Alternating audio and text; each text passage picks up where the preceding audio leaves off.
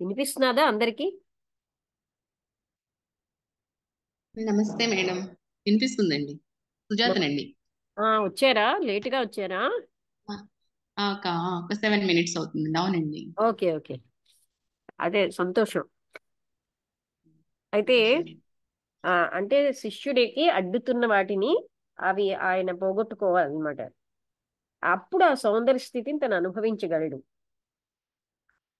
అంటే ఇంకా మనకేంటంటే వీటితోటే మనకు అహంకారం కూడా వస్తుంది. అదే మూలం అన్నమాట మనందరికీ కూడా. అంటే ఈ బాహ్యంగా ఉన్నటువంటి కాన్షియస్నెస్ లో డిఫరెన్సెస్ అన్ని రావడానికి అవి విక్షేపము అంటారు. అంటే మనం అసలైన స్థితి నుంచి మనని బయటకు పడేస్తున్నాయి. అది రజోగుణం వల్ల ఆవరణము అంటారు.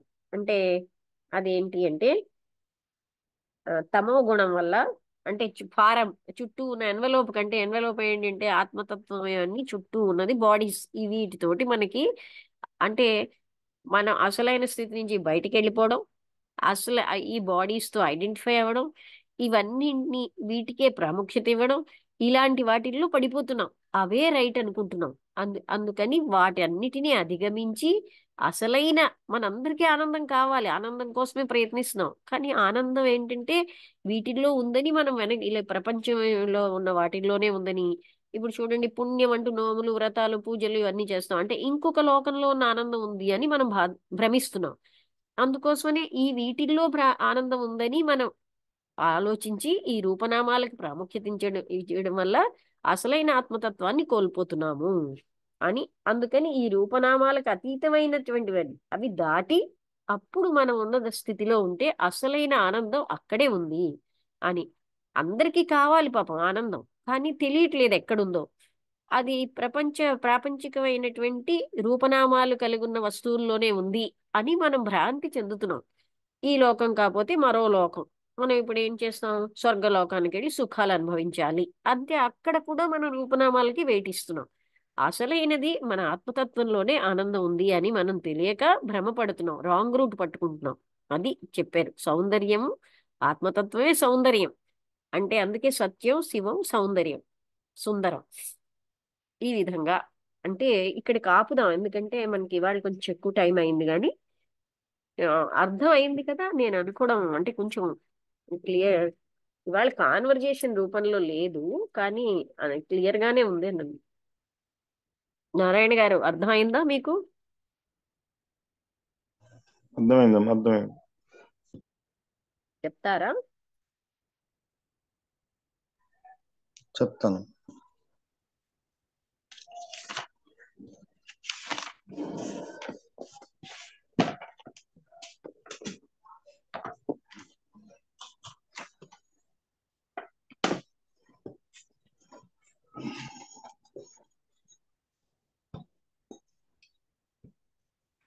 ఓం శ్రీ గురుభ్యో నమః.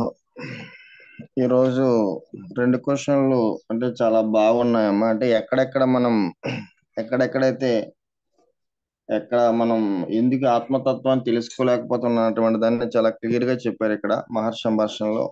అంటే మొట్టమొదటిసారిగా మనకి 348 క్వశ్చన్లో అంటే పాసివ్ గా ఉంటున్నాం, మనం పాసివ్ గా ఉంటుంది అంటే వస్తువులు కానీ మనుషులు కానీ అని చెప్పడం జరిగింది. ట్రాన్స్పరెంట్ గా అంటే లోతైనటువంటి శాంతి ఉంటుంది, కానీ అది అంతగా అంటే సెల్ఫ్ సరిగ్గా తెలియబట్టడం లేదని చెప్పడం జరిగిందమ్మా. అంటే దానికి ఏం చెప్పారంటే డీప్ గా ఉన్నటువంటి అంటే ఒకసారి నారాయణ గారు, ఆ మీరే అమ్మ లోపల ఉన్నటువంటి ఆత్మతత్వంలో ఉంటే మళ్ళీ డైవ్ డీప్ అనేది అక్కడ లేదు, అవసరమేమి లేదు అని అక్కడ చెప్పారు. డైవ్ డీప్ అనేది అవసరం లేదని చెప్పేసి దాన్ని డైవింగ్ అన్నారు. దాని డైవ్ డీప్ అవసరం లేదంటే ఆత్మతత్వంలో ఉన్నప్పుడు అవసరం లేదని చెప్పడం జరిగిందమ్మా.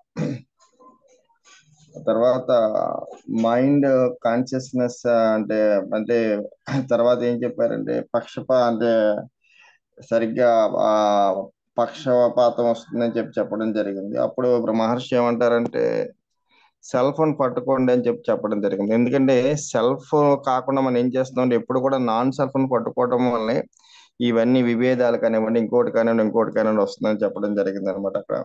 అంటే మనం ఏం చేస్తున్నాం అంటే నాన్ సెల్ఫ్ అంతా వదిలేసి ఏదైతే నాన్ సెల్ఫ్ అయితే ఉందో అదంతా పట్టుకోవడం వల్లనే ఇవన్నీ వస్తున్నాయని చెప్పడం జరిగిందమ్మా. అలాగే తిరువన్నామలకి మూడవసారి వచ్చినప్పుడు ఆ ఇగు ఎక్కువ వస్తుందని చెప్పేసేసి చెప్పడం జరిగింది అనమాట. అప్పుడు మహర్షి ఏమంటారంటే, మనం ఏమనుకుంటున్నామంటే మేము చాలా మంది ఇక్కడ పెద్ద ప్రాబ్లం ఎక్కడ వస్తుందంటే, మేము రమణ మహర్షి దగ్గర 10 సార్లు వెళ్ళాం, 20 సార్లు వెళ్ళాం, లేకపోతే షిరిడి మాకు ఒక 20 సార్లు 30 సార్లు వెళ్ళాం. ఇలా కాకుండా అక్కడ ఏంటంటే మహాత్ములు ఎప్పుడూ కూడా ఇలాంటి వాటికి ప్రాధాన్యత ఇవ్వరమ్మా.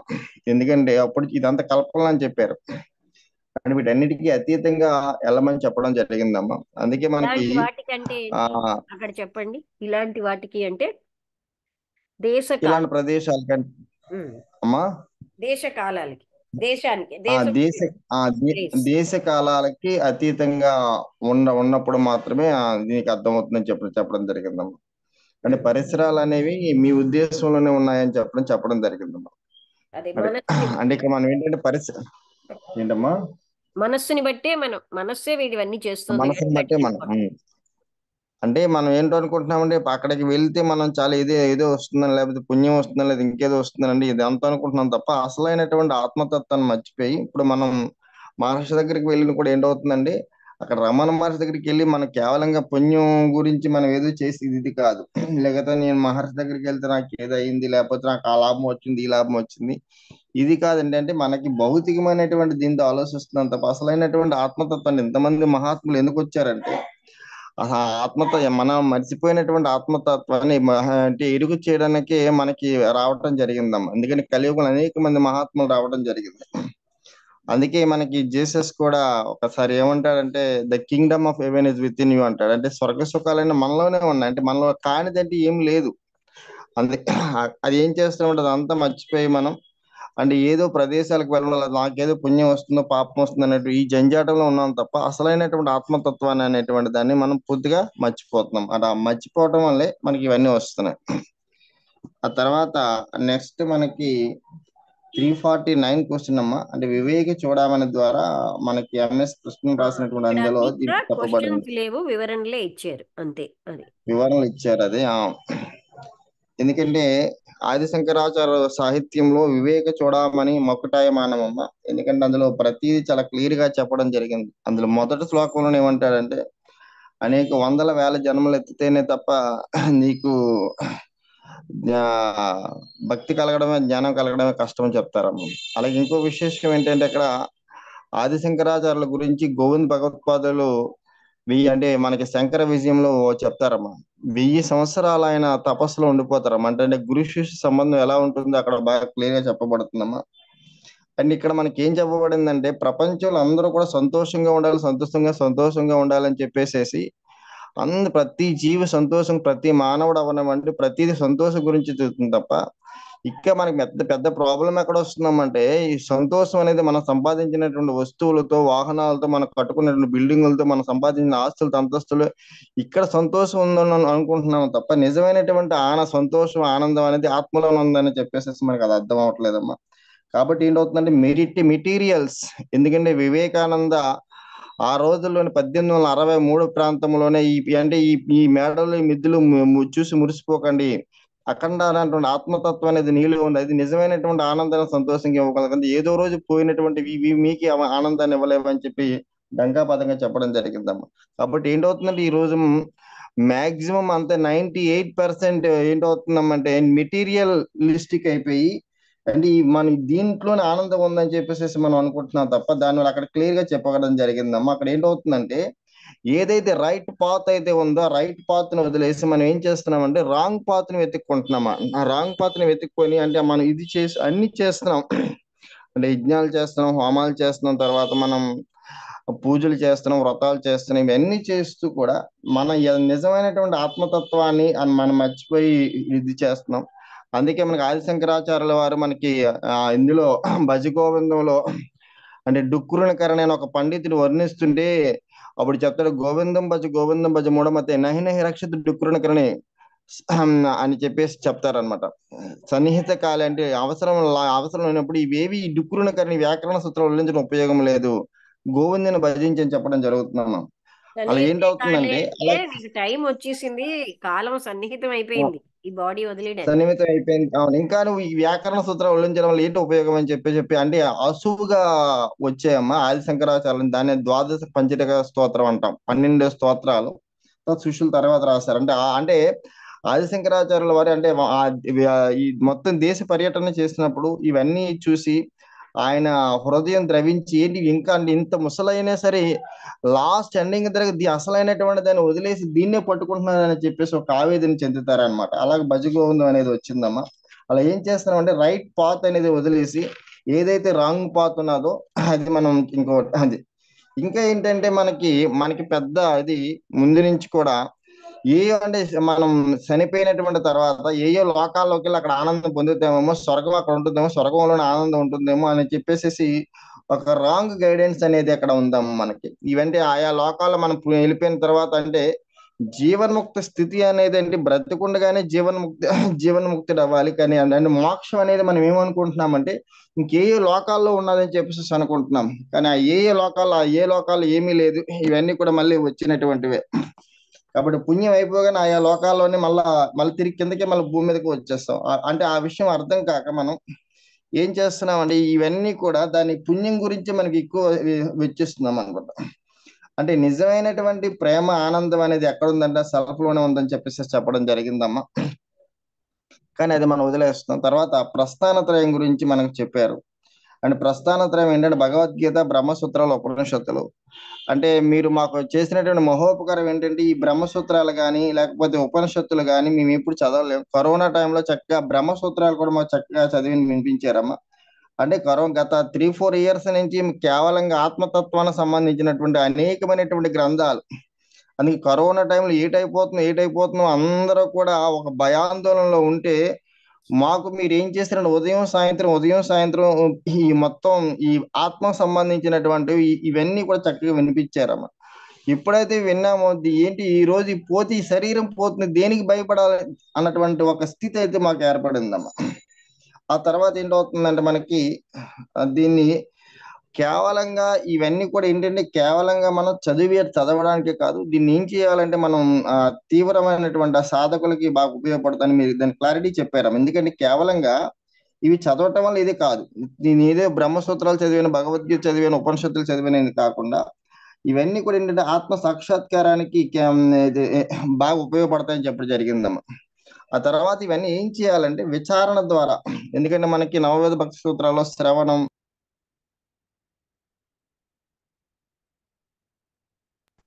ఇవన్నీ ఏంటమ్మా అంటే కేవలం విచారణ పద్ధతి ద్వారా అంటే యాక్చువల్ గా విచారణ అనేటువంటిది ఆది శంకరాచార్యుల నుంచి మెయిన్ అదే చెప్పారమ్మా. ఎందుకంటే సర్వస్వ శరణాగతి తర్వాత విచారణ ఈ 2 మార్గాల ద్వారా అసలైనటువంటి తత్వాన్ని పట్టుకోగలవని. ఇంకా గురువు చెప్పినటువంటి దాన్ని మనం తూచా తప్పకుండా మనం పాటించినప్పుడు మనకి అప్పుడు ఆత్మతత్వంలో ఉండమని చెప్పడం జరిగిందమ్మా. అలా ఏంటంటే విమర్శనాత్మక దృష్టి కాకుండా అక్కడ సర్వస్వ శరణాగతి ఉండాలి. కానీ గురువు ఏం చెప్తున్నారో ఆ సర్వస్వ శరణాగతి ఉండాలి. ఆ తర్వాత తీవ్రమైనటువంటి తితిక్ష అంటాడు వేదాంత పరిభాషలో. తితిక్ష అంటే నేను ఆత్మతత్వం అయ్యున్నాను. అందుకే ఆదిశంకరాచార్యులు ఏంటంటే గోవిందం భజ తర్వాత మూఢమతి అంటాడు. ఆ తర్వాత అంటే శివానంద రూప శివోహం బాబు నువ్వు శివుడి కంటే వేరుగా లేవు, నువ్వు అయ్యున్నావు అని చెప్పడం జరిగిందమ్మా. ఆ తర్వాత 3 పాత్రలు చెప్పడం జరిగింది. మహావాక్యాలు గురువు చెప్పినప్పుడు మనమేమో అనుభవిస్తూ ఉంటే అప్పుడు ఆ తీవ్ర జిజ్ఞాస ఉన్న వాళ్ళకి ఆ అనుభవం కూడా వస్తుందన్నమాట. వస్తుంది. అవును. తర్వాత 3 పాత్రలు చెప్పారమ్మా. అంటే ఇక్కడ మనం భౌతిక సూక్ష్మ కారణ అంటే ఈ శరీరాలు అంటే ఇక్కడ మనం ఏంటవుతున్నామంటే మనకి ఏ శరీరాలు అయినా సరే ఇవన్నీ కూడా అజ్ఞానం కారణంగా ఇవన్నీ మనకి వస్తున్నాయని చెప్పడం జరిగిందమ్మా. అలాగే మనకి కోశాలు అంటే అన్నమయ, ప్రాణమయ, మనోమయ, విజ్ఞానమయ, ఆనందమయ వీటన్నిటికీ అంటే ఇది అంటే మన నేతి విధానాలు ఇది నేను కాదు, ఇది నేను కాదు, ఇది నేను కాదు, ఇది కాదు కాదు కాదంటే మరి నేనెవరు అంటే అసలు ఉన్నటువంటి అది తత్వమసి. ఆ ఉన్నది ఏదైతే సుప్రీం ఏదైతే ఉందో అది నేనే ఉన్నటువంటి అది అర్థం వస్తుందని చెప్పడం జరిగిందమ్మా. అంటే ఇక్కడ మనకి ఆ సూక్ష్మతరమైనటువంటి ఎంక్వైరీ ద్వారా మనకి ఇది చెప్పడం జరిగిందని చెప్పారమ్మా. సో తర్వాత సౌందర్యం గురించి చక్కగా చెప్పారు. అంటే నిజమైనటువంటి సౌందర్యం ఏంటంటే ఆత్మ సౌందర్యమే అసలైనటువంటి సౌందర్యం అమ్మా. అంటే ఈ సౌందర్యం కూడా మనం ఏం చేస్తున్నామంటే బాహ్య వస్తువులో ఉన్నదని చెప్పి మనం అనుకుంటున్నాం. కాబట్టి ఆ శ్రద్ధ అనబట్టే మనకి ఇది అర్థమవుతుంది. ఇంకోటి చాలా చక్కగా వివరించారమ్మా. గత వాసనలు బలీయంగా, ఎందుకంటే నామ రూపాలకు మనం ఏం చేస్తున్నాం అంటే మనం బాగా నామానికి రూపానికి మనం ఎడిట్ అయిపోతున్నాం. ఇది అసలైనటువంటి తత్వం అని చెప్పేసి మనం అనుకుంటున్నాం. అందుకే మీకు దివ్యజ్ఞాన సమాజంలో నామరూపాలకి అతీతంగా ఉన్నటువంటి దాని గురించి చెప్తారు. నామం రూపంతో ఉన్నటువంటి ఏ భగవంతుని యాక్సెప్ట్ చేయదని మీరు చాలాసార్లు చెప్పడం జరిగిందనమాట. ఎందుకంటే నామరూపాలకు అతీతంగా ఉన్నటువంటి తత్వం, అంటే అతీతంగా ఉన్నప్పుడు మాత్రమే అసలైనటువంటి బ్రహ్మతత్వం అనేది వస్తుందని. వెంట్రుక వాసన ఉన్నా సరే అంటే వాసన బలాలు అంటాము. అంటే పూర్వజన్మ వాసన బలాలు ఏం చేస్తుంటాయంటే దాన్నే మనకి ఆదిశంకర వివేక చూడమల్ల విక్షేపణ దోషాలు అంటారమ్మా. ఆ విక్షేపణ దోషాలు అనేవి తొలగించుకున్నప్పుడు అంటే రజోగుణం, తమో గుణం, వీటి వల్ల ఏంటవుతుందంటే విక్షేపణ దోషాలు మనం పూర్తిగా తొలగినప్పుడు మాత్రమే మనం అనేటువంటి ఆత్మతత్వంలోకి వెళ్ళగలం. లేకపోతే ఆవరణ ఏంటవుతుందంటే వెంట్రిక ఆవరణ విక్షేపం 2 దోషాలు. ఆవరణ విక్షేపణ దోషాలమ్మ. ఆ విక్షేపణ దోషాలు ఉన్నప్పుడు మా ఏంటంటే ఆత్మతత్వంలోకి మనకి వెళ్ళటం జరగదు. అందుకే అంటే వెంట్రిక వాసన అటువంటి ఆ వాసన ఉండిపోయినా ఏం చేస్తుందంటే ఆ వాసన మళ్ళా ఏం చేస్తుందంటే జీవుడిని మళ్ళా పతనావస్థ తీసుకుని వెళ్ళిపోతుంది అనమాట. అందుకే తీవ్రమైనటువంటి తపన ఉండాలని చెప్పి మనకి ఇక్కడ చెప్పడం జరిగిందమ్మా. కాబట్టి అంటే ఇలాంటి సత్సంగం ద్వారా అంటే మాలాంటి వాళ్ళకి అర్థమైంది ఏంటంటే కేవలం ఏదైతే మన ఈ ప్రపంచంలో ఆనందం ఆనందం అనుకుని నాన్ సెల్ఫ్ ని పట్టుకొని తిరుగుతున్నాం తప్ప అసలైనటువంటి ఆనందం అనేది సెల్ ఫోన్ ఉంది. కాబట్టి ఇప్పుడైతే మనం ఆ సెల్ఫ్ ని అంటే నిరంతరం మనల్ని అంటే మాలాల్లో ఇంక ఏవేవైతే దోషాలు అయితే ఉన్నాయో అవన్నీ ఎప్పుడైతే మనం తీవ్ర తపనతో తీసివేసుకోగలమో ఉన్నది అది ముక్త స్థితి అండి. నేను ఇంకెక్కడ ముక్తి పొందాలనేటువంటి ఇది లేదు. ఇంకేంటంటే ఏ స్వర్గం ఇంకా ఏ లోకాల్లోనే నేను ఏదో ముక్తిని పొందుతానటువంటి అటువంటిది కూడా ఏం లేదమ్మా. కాబట్టి ఆల్రెడీ అది అయ్యి ఉన్నాం. కాబట్టి కాంతి ఏదో తీసుకుంటూ ఉన్నది అదే. కాబట్టి మహర్షి గారు అంటే చక్కగా అంటే ఎంత చక్కగా వివరించారన్నమాట ఇలాంటి తత్వాన్ని. సో అలాంటి తత్వాన్ని మీరు మాకు ప్రతిరోజు వినిపించడం ఆనందదాయకం. ఇలాంటి గొప్ప సత్సంగం అందించినటువంటి మీకు సత్కూడ నమస్కారాలమ్మ. గురువం తత్సత్. నమస్తే అండి, బాగా చెప్పారు. వసంతలత నువ్వు చెప్తావా? వసంతలత లేదా అసలు? ఓకే. నరసింహం గారు మీకు అవగాహన అయింది, చెప్తారా? చెప్తాను లక్ష్మి గారు. మేడం నేను చెప్పొచ్చా అండి? ఆ, ఉంటారు కదా సాయి కృష్ణ. నరసింహం గారి తర్వాత చెప్తారా? నరసింహన్ గారి తర్వాత నేను సరే చెప్తాను. అండి, సరే చెప్పండి సాయి కృష్ణ మీరు. ఫస్ట్ మీరు చెప్పండి, మీ తర్వాత నేను వస్తాను. నాకు అవగాహన అయింది ఏంటంటే మీరు ఫస్ట్ స్టార్ట్ చేసినప్పుడు ఆత్మ లోపలికి వెళ్ళగలుగుతామని ఎవరు క్వశ్చన్ చేశారు. అప్పుడు సెల్ఫ్ హిప్నాటిజం హెల్ప్ చేస్తుందా ఫర్ టెంపరీ పీస్ అని అన్నారు అనమాట ఆయన అడిగింది. సో మైండ్ కాన్షియస్ లో ఉంటే సెల్ఫ్ హిప్నాటిజం అవసరం లేదని మహర్షి చెప్పారు. ఆత్మస్థితిలో ఉంటే ఆత్మస్థితిలో ఉంటే అవును, కాన్షియస్ స్టేట్. గ్రేటెస్ట్ తర్వాత నెక్స్ట్ టాపిక్ ఏంటంటే గ్రేటెస్ట్ లవ్ ఉన్నప్పుడే మనం హ్యాపీగా ఉండగలుగుతాం. మనం అందరం హ్యూమన్ టెండెన్సీ ఏంటంటే రైట్ పాత్ అన్ని వదిలేసి మన నిజమైన ఆనందాన్ని వదిలేసి ఈ మెటీరియల్ విషయాల్లోనే కొట్టుకుంటున్నాం అని చెప్పారు. ఆ ఆత్మతత్వంలో నిజమైన ఆనందం ఉంది అన్నట్టు. అంటే వరల్డ్ అదే రూపనామాలు అవే పట్టుకుంటున్నాం అని. అవును. తర్వాత ఇవి ఆచరణాత్మక సూచనలుగా పనికొస్తాయి. అంటే ఇక్కడ నాకు అర్థమైంది ఏంటంటే థియరిటికల్ నాలెడ్జ్గా పనికొస్తుంది కానీ నిజమైన మనం పర్సీవ్ చేసుకోవడం అనే ఎక్స్పీరియన్స్ మనకు తెలియదు. సో ఇది కాన్స్టెంట్ అంటే విచారణ ద్వారానే మనకి తెలుసుకోగలుగుతాం కానీ నాలెడ్జ్ అవన్నీ మనకు తెలుసుకుంటాం అంతేగాని మనం విల్ నాట్ ఫీల్ అనమాట ప్రాక్టికల్గా. తర్వాత ఇప్పుడు గురు పరంపర అని చెప్పారు. హిజ్ డిసైపుల్ వాళ్ళు ఆయన జాగ్రత్తగా ఫాలో అయితే డిసైపుల్ శిష్యుడు ఆత్మతత్వంలో ఉండగలుగుతారు. తర్వాత మీరు 3 బాడీ టైప్స్ చెప్పారు, మనస్సు అవన్నీ కాకుండా మనం తత్వమసి మొత్తం విచారణ చేసుకున్నప్పుడే తత్వమసి ఆనందంలో ఉంటామని. యా ఇంతవరకు నాకు అర్థమైందండి. కాకపోతే ఇక్కడ సారీ, నేను అంటే ఈ కృష్ణమూర్తి గారిని తీసుకొస్తున్నానండి. కృష్ణమూర్తి గారు ఇప్పుడు అసలు పర్వాలేదు. ఆ, గురువు అవసరం లేదు, మనకి మనమే పాత్ ని ఫైండ్ అవుట్ చేసుకుని మనమే విచారణతో తెలుసుకోగలగాలి అని చెప్పారు. ఇక్కడ గురువు అని చెప్పారు కదా, అంటే నేను కొన్ని స్క్రిప్చర్స్ చదివినప్పుడు అవును. అందులో నాలెడ్జ్ అనేది గురు పరంపరలో వాళ్ళు disciple when he is ready to receive the knowledge he will pass it to you. అంటే ఆ థియరీ అనేది ఏ బుక్స్ లో రాసి ఉండదు, ఆ టైప్ ఆఫ్ నాలెడ్జ్ వేదాస్ లోను అలాంటి దాంట్లో పాస్ చేస్తారని ఉంది. ఇక్కడ నేను కన్ఫ్యూజన్. ఇప్పుడు కృష్ణమూర్తి గారు ఏమో గురువు అవసరం లేదన్నారు, ఇక్కడ మనకి మనమే తెలుసుకోగలుగుతాం. ఇక్కడ ఇక్కడ కంటెక్స్ట్ లో గురువు నాలెడ్జ్ పాస్ చేస్తాడని ఉంది. దీనికి ఉమ్. కొంచెం వివరణ ఇస్తారా మీరు?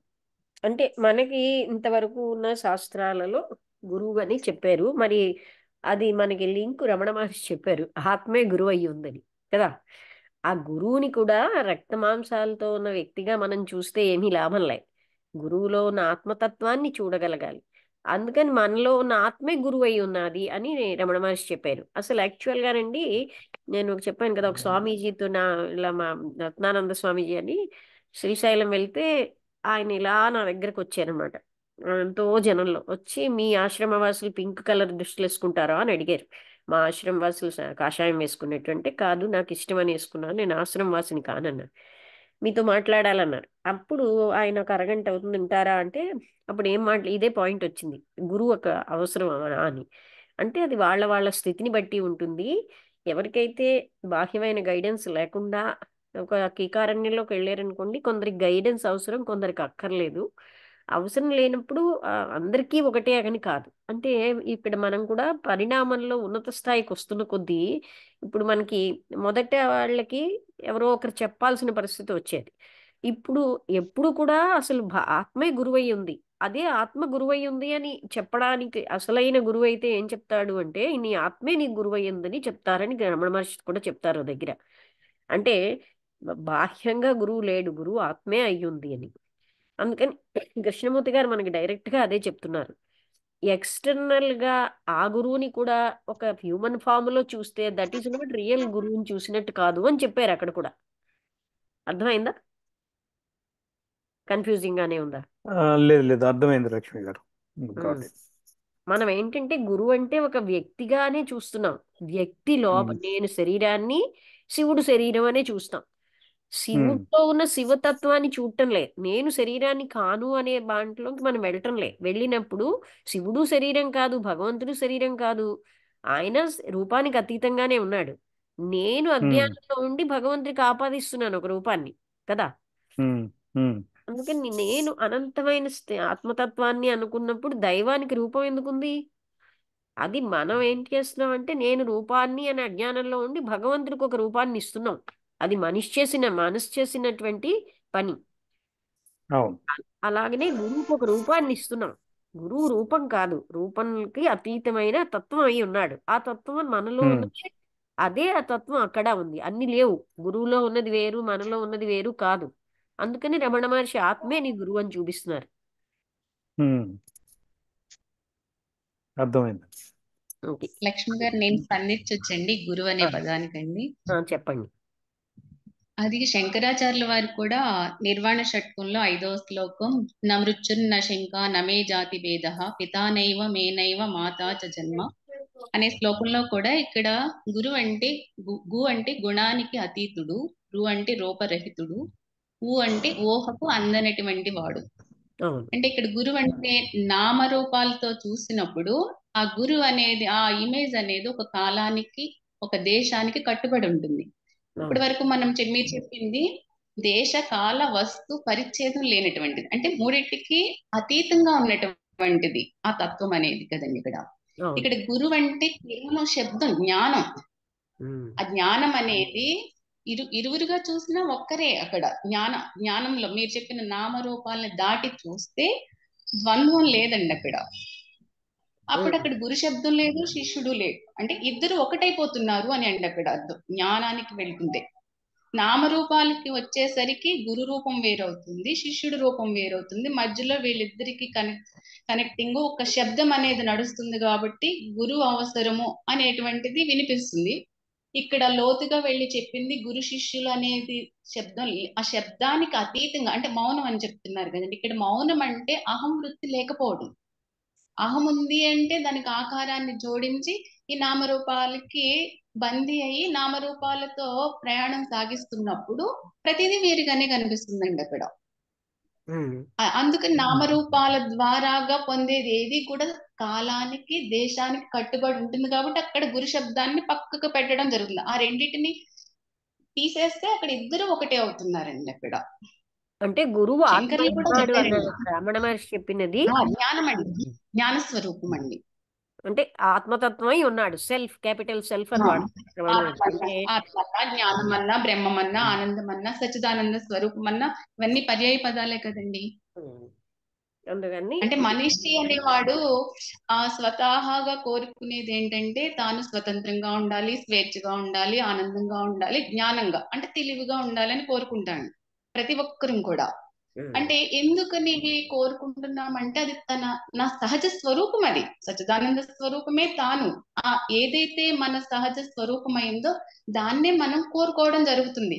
అయితే ఇందాక మీరు అన్నట్టు అది ఎక్కడుందో, ఎలా ఉంటుందో, ఎట్లాగా దాన్ని సాధించాలనేటువంటి అవేర్నెస్ లేక వస్తువుల్లో, కీర్తిలో, ఉద్యోగం అని, లేకపోతే సాధనలని, యోగాని ఈ విధంగా బాహ్య ప్రపంచంలో వెతుకుతూ వెతుకుతూ అక్కడ అది అందుకని అక్కడ మళ్ళీ ఆత్మజ్ఞానం అంటే అది స్థిరమైనప్పుడు, ఇందాక తితీక్ష అని చెప్పుకొచ్చారండి నరసింహర్. తితీక్ష అంటే ద్వంద్వముల యందు సమస్థితి కలిగి ఉండడం తితీక్ష అనేది. విక్షేపము. ఆ ఏంటి అంటే ఇక్కడ తనదైన మల దాని విక్షేప నుంచి డిస్టార్ట్ అయిపోవడం. అలాగే ఆవరణ అవును. అంటే ఈ కోశాలన్నిటితో ఐడెంటిఫై అయిపోతున్నాం. అవి మనకి దోషాలు అవుతున్నాయి. అంటే అసలైనటువంటి అదే అహం ఒకటి, ఆవరణ ఒకటి, విక్షేపం ఒకటి. విక్షేపం అంటే అసలైన ఆత్మస్థితి నుంచి బయటకి తొలగిపోవడం. ఆవరణ అంటే మన చుట్టూ ఉన్న బాడీస్ అన్నిటితోటి ఐడెంటిఫై అవుతున్నాం. ఇవి మన దోషాలు. అవునండి, మల విక్షేప ఆవరణ దోషాలు కదండి. అంటే ఏంటి, బాడీ నేననుకోవడం, అది విక్షేపం అంటే ఆవరణ దోషం. విక్షేపం అంటే ఎప్పుడు ఆత్మతత్వంలోంచి బయట పడిపోయి సుఖం ఆనందం అంతా ఎక్కడో బయట ఉందనుకోవడం. ఈగో, బాడీ నేను, అహం ఆకారం అనే భావనలో ఉండడం. వీటన్నిటి వల్ల మనమేమో అసలైన తత్వంలోంచి బయటపడిపోతున్నాం. ఇవి మనకు ఆటంకాలు. అది అక్కడ చెప్పారు. ఓకే, బాగుంది, మీ జ్ఞానం బాగుందండి, క్లారిటీ ఉంది మీరు చెప్పిన దాంట్లో, సుజాత గారు. అమ్మా సాయి కృష్ణ చెప్తారా? సాయి కృష్ణ ఉన్నారా, వెళ్ళిపోయారా?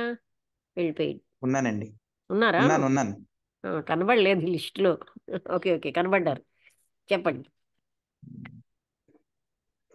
అదేనమ్మా, అంటే ఇలా డిస్కస్ చేసినా గానీ ఆచరణాత్మకంగా పెట్టినప్పుడే నాకు అది ఆ రిజల్ట్ అనేది కనపడుతుంది అనుభవపూర్వకంగా. ఉమ్, అది ఏదైనా ఒక్కొక్కటి అనుభవం. ఒక్కొక్కటి నాలో వస్తున్న మార్పుని బట్టి, అంటే నాకు నేనుగా తెలుసుకుంటున్న దాన్ని బట్టి నేను ఆ ఆనందాన్ని అనేది పొందగలుగుతున్నాను, ఆ నిజమైన ఆనందాన్ని అనేది. ఉమ్. ఇంకోటి ఏంటంటే మనం చెప్పడానికే గాని పొందడానికి వేడిగా లేం. అదై ఉన్నాం అంతే. అంటే అది అవును, మాటల్లో అవును, చెప్పేటప్పుడు అలా అంటాం అంతే. అవును. పొందగలిగేయడానికి పొందేవాడు లేడు అక్కడ. చిన్న చిన్నవమ్మా, అంటే self observation, art of listening. ముందు వినటం నేర్చుకోవాలి ఫస్ట్, జిడ్డు కృష్ణమూర్తి గారు అన్నట్టు. ఉమ్, అది కూడా ఒక మంచి మనకి ఎగ్జాంపుల్ సాధనలాగా ఉపయోగపడి మనల్ని మనం, మీరు అన్నట్టు మార్పు తీసుకురావడానికి యూజ్ అవుతుంది బాగా మనలో మనకి. అవేర్నెస్ ఉంటే. Awareness and art of listening. అసలు లిజనింగ్ అనేది ఉండట్లేదు కదా చాలా మందిలో ఈ రోజుల్లో. అవును. వినటం కూడా అసలు నిజంగా చాలా గొప్పగా ఆ అహంకారం అనే దాన్ని, అహం అనే దాన్ని తగ్గిస్తుంది మనలో ఫస్ట్ అసలు. ఉమ్, అది ఏదైతే మనలో ఆ రెసిస్టెన్స్ అనేది తీసుకొచ్చేస్తుందో, లేదంటే మంచి విషయాలు చెప్పేటప్పుడు కానీ, లేదైతే జ్ఞానాన్ని రిసీవ్ చేసుకునేటప్పుడు కానీ, దాన్ని అంతటిని కూడా బ్రేక్ చేసుకుంటా చేసుకుంటా చేసుకుంటా అబ్జర్వేషన్ తోటి వస్తే తప్పితే మనం నిజంగా ఎక్స్పీరియన్స్ అనేది పొందలేం మనం. ఉమ్. అంటే విన్నది బాగా వింటే ఆ ట్రాన్స్ఫర్మేషన్ ఆ టైంకి ఆ టైమే వచ్చేస్తుంది. అవును, ఇప్పుడు లిజనింగ్ లో. అవును. అలా లోతుగా వెళ్ళగా మీరు అన్నట్టే నేననేది లేనది అప్పుడు మనకు తెలుస్తుంది. ఇంకా చేయగా ప్రాక్టీస్ చేయగా, ఎందుకంటే ఒక్కొక్కటి తీసుకుంటే వెళ్ళిపోతాం కదా, మనలో ఏం డిఫెక్ట్స్ ఉన్నాయని అబ్జర్వ్ చేసుకుంటూ వెళ్తా. It doesn't need time to no time, అవును less time is not required. అంటే అవును ఇప్పుడు చెప్పాను కదా, 10 రోజులే పాముంది అనుకున్నాం, లేదు అని అవును తెలుసుకోవడానికి ఒక సెకండ్ చాలు, 10 అవును రోజులు అక్కర్లే. కానీ తెలియకుండా ఏమవుతుందంటేనమ్మా, కొంతమందిలో మళ్ళీ మాయలో పడిపోతూ ఉంటారు కదా, అది తెలుసుకున్నా కూడా ఆ, అదే అవేర్నెస్. అంటే అలా నేను పడకుండా అవేర్ గా ఉండాలంటే ఉన్నాను అని, పర్మనెంట్ గా ఎప్పటికీ ఉండిపోవాలంటే టైం పడుతుంది. దట్ ఐఆమ్ ఆ అన్అవేర్ మాయలో అనే పడకుండా అవేర్నెస్ కూడా అవసరం. అది కూడా అవును అవేర్నెస్. నౌ ఐఆమ్ అన్అవేర్ అవును and that is also awareness. అవును ఓకే. అది నరాల్లోకి వెళ్ళిపోవాలి, అది ఇంకా అవేర్నెస్ అనేది. ఆల్వేస్ మూమెంట్ టు మూమెంట్ అన్నారు కదా. అవును సరదా ఏమైనా డౌట్స్ అడుగుతావా?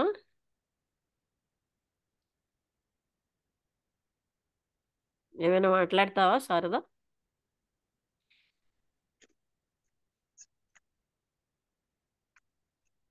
లేదు లక్ష్మి, అంతా క్లియర్ గా ఉంది. ఓకే. అనుపమ గారు, అయితే ముగించేద్దామా? అనుపమ గారు, మీకు క్లియర్ గా ఉందా అంతాను?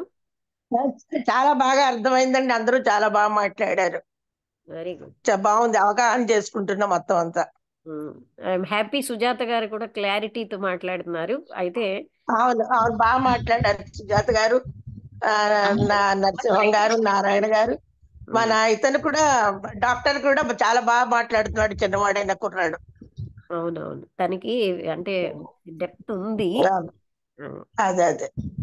అమ్మ, అప్పుడు సాయికృష్ణ గారు ఆనందం అనేది ఎక్స్పీరియన్స్ లో కానీ అది వ్యక్తం కావడం లేదు అని అంటున్నారు కదండి.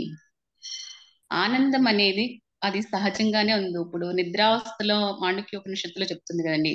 ఆయన అక్కడ మన చెప్పిందండి ప్రైమరీ సుజాత గారు, అది వ్యక్తం అవటం లేదు అంటే మనకి కాదనుకుని ఐడెంటిఫై అయిపోతున్నాం కదా. ఆ అదే నెంబర్స్ అండి, అనుకోవడం కన్నా మనం ఏదైతే మనం ఇప్పుడు బాహ్యంగా ప్రపంచంలో ప్రయాణిస్తున్నాం, ఈ కోరికలు లేదా నేననే అహం అడ్డొచ్చినప్పుడు, ఇప్పుడు గర్భంలో శిశువుని మావి కప్పినట్లుగా, అగ్నిని నివురు కప్పినట్లుగా ఈ అహం అనేది వచ్చినప్పుడు ఆనందం కప్పబడుతుందండి. అది లేకుండా అయితే లేదండి, ఉంది. అది సహజంగానే ఉంది, అంటే అప్రయత్నంగానే మనం వాడుక అనుభూతి భాషలో చెందుతున్నాం. చెప్పేటప్పుడు అలా వస్తుంది తప్ప, దట్ ఈస్ దేర్ కదా, ఆల్వేస్ ఉన్నదే. కానీ చెప్పినప్పుడు ఏమంటాం, ఇప్పుడు నాకేమీ హ్యాపీగా లేదు అలా మాట్లాడతాం కదా. వాడుక అదే భాష, అండి. అసలు అక్కడ భాషే లేదు నిజం చెప్పాలంటే. ఈ అవును. పదాలు పట్టుకునే వాడతాం అక్కడను. అందుకే మనం మాట్లాడేది ఏది అది కాదు. అదే అండి, అంటే ఇక్కడ నా ప్రశ్న ఏంటంటే అండి, అదే ఇక్కడ వ్యక్తం కావట్లే, నేను అనుభూతి చెందట్లే ప్రాక్టికల్ అంటే అది మరుగున పడడమే కదండి అక్కడ జరిగేటువంటి క్రియ అనేది. అంతే కదా. అంటే లేదా అదే అహం అనేది దాన్నే అక్కడ మనం రావడం. రకరకాలుగా, అంటే ఇప్పుడు మాటని కాదు, మాట వెనకాల భావాన్ని చూస్తే ఆయన కూడా అదే చెప్తున్నాడు కదా. లేదు అనలేదు, ఎరుక ఉంటే అనుభవంలోకి వస్తుంది కదా. ఆ ఎరుక లేనంతసేపు మనం అలా లేనట్టుగా భావిస్తున్నాం. లేదు అదే అని ఎరుక లేకపోవడానికి ఉమ్, కారణమే విక్షేపం కదండి అక్కడ. అది అంతే, విక్షేపం ఇటు అటు వెళ్తుంది, డైవర్షన్ అన్నమాట, డిస్ట్రాక్షన్ నేను అంటాం. నేను కానిది నేను అనుకునేటువంటి వేలోకి వెళ్ళిపోవడం అండి. ఇక్కడ అది. ఎరుక కూడా జాగృతం కాకపోవడానికి. ఎందుకంటే అంతే మనము అంటారా? ఎవరైనా మాట్లాడేటప్పుడు, ఇప్పుడు మీ మాటని కూడా మనం తప్పు పట్టొచ్చు. ఫస్ట్ ఎందుకంటే పాయింట్ అందుకే మీరు మాటలే కవర్ అలాంటివి. చేశారు కదమ్మా మనం. The word is not the thing. Word అవలగా మనం వినగలగాలి, అదనమాట. అంటే ఫస్ట్ పాయింట్ అందుకే మీరు ఎక్స్ప్రెస్. కవర్ చేశారు కదమ్మా మీటింగ్ లో. మనం ఏంటి? ఉన్నామని అనుకుంటాం, మనం ఆనందంలో ఉన్నామని అనుకుంటాం కానీ అది నిజమైన ఆనందం కాదు అని ఫస్ట్ మీరు అదే కదా కవర్ చేసింది, ఫస్ట్ పాయింట్ అదే అవునవును. కదా. అందులో అంటే అదే దాని నుంచి ఆ అంటే విషయాన్నే ప్రతి నేను వాళ్ళు వివరంగా ఆనందం చెప్పాను, కానీ కోసం అది నిజం వెతుకుతారు. కాదు. కానీ అవును అది కేవలం ప్రాపంచికమైనటువంటి రూపనామాల్లోనే వెతుకుతున్నారు.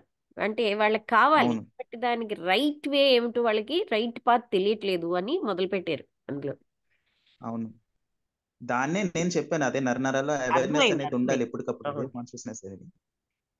అవును, అంటే నరం అనే కంటే moment to moment awareness is right. అదే నేను అవును అప్పుడు ఆ అవేర్నెస్ వల్లే మనం అది తెలుసుకోగలుగుతాం. అవును ఓకే. షల్ వి లక్ష్మి మళ్ళీ పడిపోకుండా ఉండాలి, అది చెప్పు పాయింట్ అక్కడ. లక్ష్మి చెప్పు శారదా. అన్న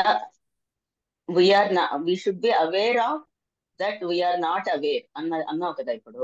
అవును, కరెక్ట్ గానేనా? Correct sentence unaware that we are unaware. Awareness of unawareness is also awareness.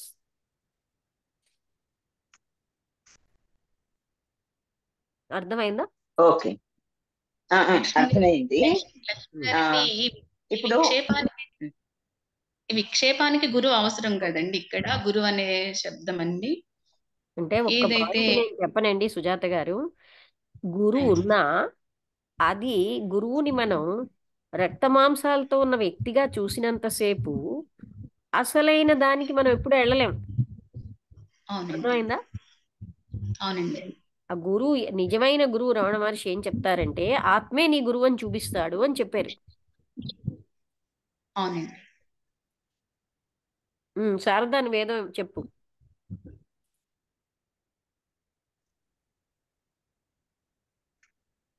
Sharada మాట్లాడుతున్నావా?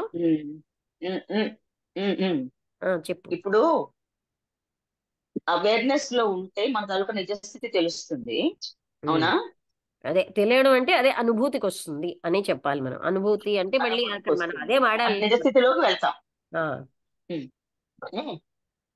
అయితే మరి వెంటనే మళ్ళీ మామూలు వరల్డ్ అంటే మాయో నల్లైతే విక్షేపంలోకి వెళ్ళిపోతుంటాము. ఇప్పుడు రెండు అవుతూ ఉంటాయా? ఆ బరి దాటి అటు వెళ్ళడం, మళ్ళీ లోపలికి వచ్చేయడం, చూడు ఇప్పుడు రెండు అవుతూ ఉంటాయా? మధ్యమ యోగులు అని వర్ణించారు త్రిపుర రహస్యంలో. ఒకసారి ఆత్మస్థితి అనుభవం వచ్చేసాక వాళ్ళు వాసనల వల్ల బయటకు వస్తారు కానీ మళ్ళీ వెళ్తూ ఉంటారు. ఆ అనుభవమే లేకపోతే, అర్థమైందా? అప్పుడు వాళ్ళు వచ్చినా మళ్ళీ వెళ్ళిపోతారు. ఎందుకంటే దిస్ ఇస్ నథింగ్ అని వాసనా బలం వల్ల బయటకు వస్తూ ఉంటారు. అంటే బయట వాటితోటి మళ్ళీ లోపలికి వెళ్తారు. దాన్ని వాళ్ళని మధ్యమ యోగులు అన్నారు. కానీ మళ్ళీ వాళ్ళు నిజస్థితిలోకి వెళ్ళిపోగలరా? ఎందుకంటే వాళ్ళకి ఆ అనుభవం ఉంది కదా, అది లాగేస్తూ ఉంటుంది మళ్ళీ వాసనల్లోంచి. వాళ్ళని మధ్యమ యోగులు అన్నారు. అంటే వాసనలోంచి పైకి వెళ్ళడానికి మన తాలూకా మళ్ళీ మనకి డైరెక్షన్ అంటూ వస్తూ ఉంటుందా? అంటే గురువు, ఇప్పుడు నువ్వు గురువు అంటే ఇప్పుడు మనం రక్త మాంసాలు కాకుండా మనని డైరెక్ట్ చేసే ఒక శక్తి, ఆత్మతత్వమే అయి ఉంది. అందరిలో ఉన్నది ఒకటే ఆత్మ. ఒకసారి విను. అంటే వాళ్ళకి ఇప్పుడు మనకి ఒక దగ్గర ఆనందం ఏదో చూసామనుకో, బయటకి వెళ్ళినా మళ్ళీ అక్కడికే వచ్చేస్తాం. ఎక్కడైతే మనకి నిజమైన హ్యాపీనెస్ దొరికిందో. ఇన్ దట్ వే ఆత్మ అనుభవించిన వాళ్ళు వాసనా బలం వల్ల బయటకు వచ్చినా మళ్ళీ వెళ్ళిపోతూ ఉంటారు.